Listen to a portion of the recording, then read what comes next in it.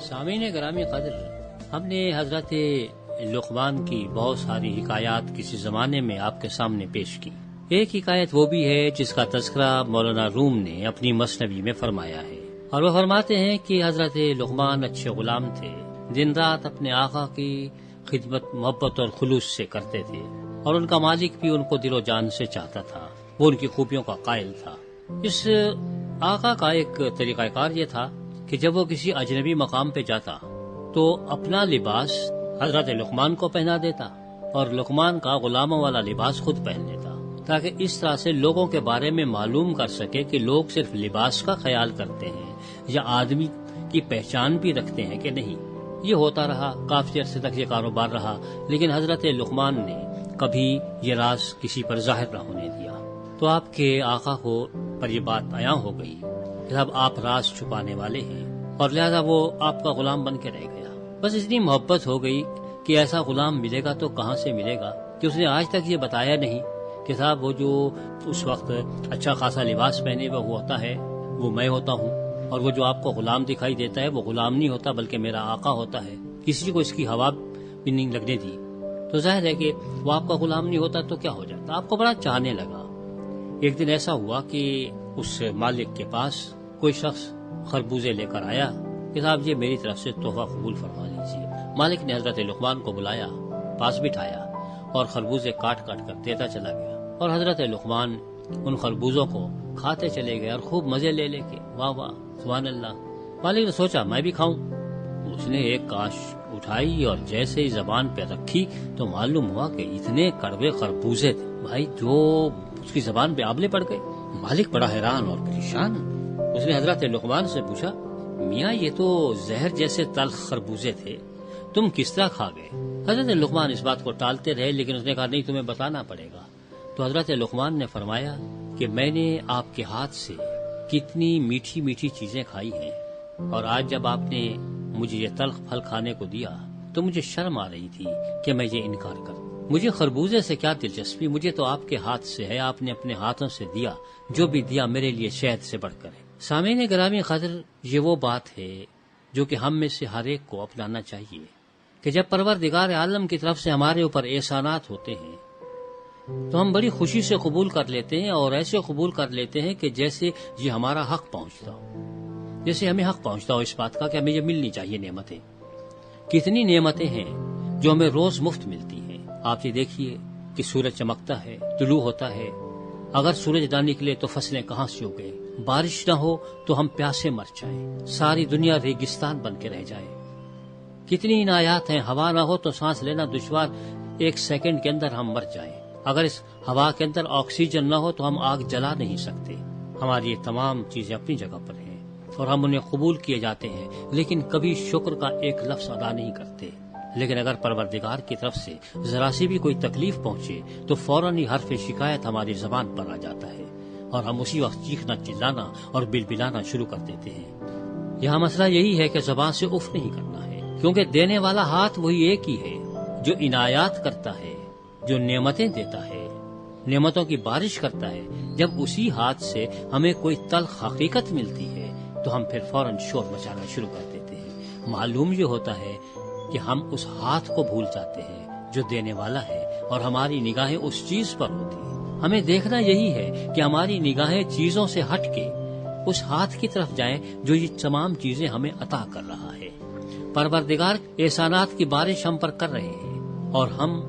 قبول کیے چلے جا رہے ہیں، لیکن ذرا سی تکلیف آئے تو پھر ہم اسے قبول نہیں کرتے، حالانکہ اسے بھی اسی جذبہ سپاس کے ساتھ قبول کرنا چاہیے کہ اگر کوئی مشکل آتی ہے تو تب بھی یہ کہیں کہ پروردگار آپ کا لاکھ لاکھ شکر۔ لیکن یہ بات ہوتی کیسے ہے؟ ہم آپ کو ایک واقعہ سناتے ہیں۔ سر آئزک نیوٹن کا واقعہ ہے کہ انہوں نے حساب کا ایک سوال کیا، اور اس پہ تجربہ کرنے کے لیے جب وہ تجربہ گاہ میں لیبارٹری میں گئے اور تجربہ کیا تو نتیجہ اس کے برعکس نکلا۔ پھر دیکھا کہ فارمولہ بالکل صحیح ہے، دوبارہ تجربہ کیا تو ایک اور نتیجہ نکلا۔ 99 دفعہ وہ تجربہ ناکام رہا۔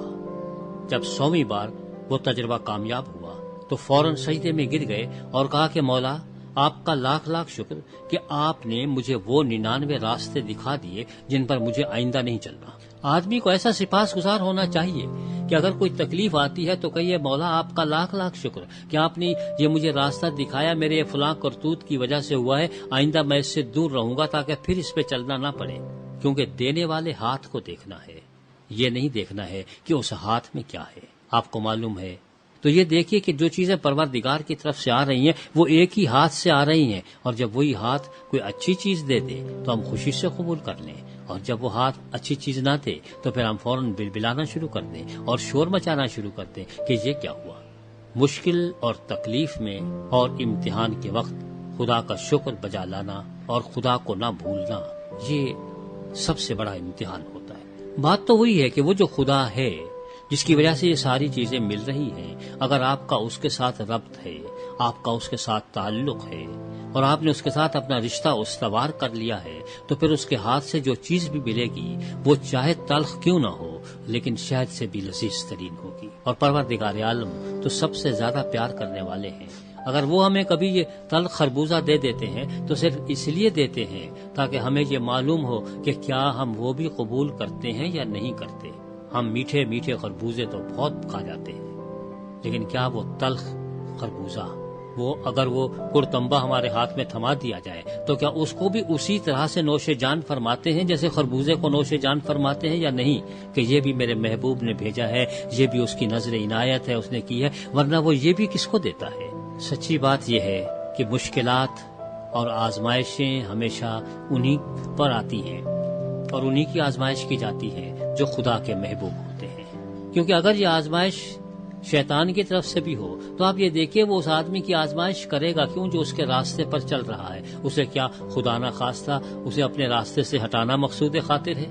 اسے تو معلوم ہے کہ اگر میں اس کو تکلیف اس پہ کوئی آ گئی تو یہ راستہ چھوڑ کے بھاگ جائے گا۔ نہیں، وہ اس کی کرتا ہے آزمائش اور اس کا امتحان لیتا ہے جس کے بارے میں اسے معلوم ہوتا ہے کہ یہ میرا نہیں ہے، اس لیے اس کے ساتھ کچھ کرنا چاہیے۔ تو اس حکایت کے ذریعے سے جو مولانا روم نے بیان کیا کہ یہی بتایا گیا ہے کہ ہم میں سے کتنے لوگ ایسے ہیں جو اچھی باتیں خدا کے ہاتھوں قبول کرتے ہیں، اور اگر کسی بات سے ہمیں تکلیف پہنچتی ہے شاید وہ ہمارے لیے فائدہ مند ہو، لیکن ہم اس وقت شکر خدا ادا نہیں کرتے۔ ہر حال میں شکر خدا ادا کرنا یہ انسان کا خاصہ اور شیوا ہونا چاہیے۔ اللہ کے نیک بندے وہی ہوتے ہیں کہ حالات کیسے بھی ہوں ہر وقت ان کی زبان پر الحمدللہ جاری رہتا ہے، خدا کی تعریف کرتے رہتے ہیں، کیونکہ انہیں معلوم ہے کہ یہ ساری نعمتیں اسی کی طرف سے آتی ہیں، اور یہ بھی چیز جو ہمیں نعمت دکھائی نہیں دے رہی، زحمت دکھائی دے رہی ہے، یہ بھی اس کی طرف سے ایک رحمت ہے۔ کیا معلوم اس کے پیچھے کون سی مصلحت ہے؟ تو آئیے ہر حال میں خدا کا شکر کرنا سیکھیے کہ مولا آپ جو بھی دیں گے آپ ہمیشہ اچھی ہی چیز دیں گے، آپ کی طرف سے ہم برائی کی کوئی توقع کر ہی نہیں سکتے، لہذا جو بھی آپ کی طرف سے ہمیں ملے ہمیں قبول ہے، ہم اسے دل سے مانتے ہیں۔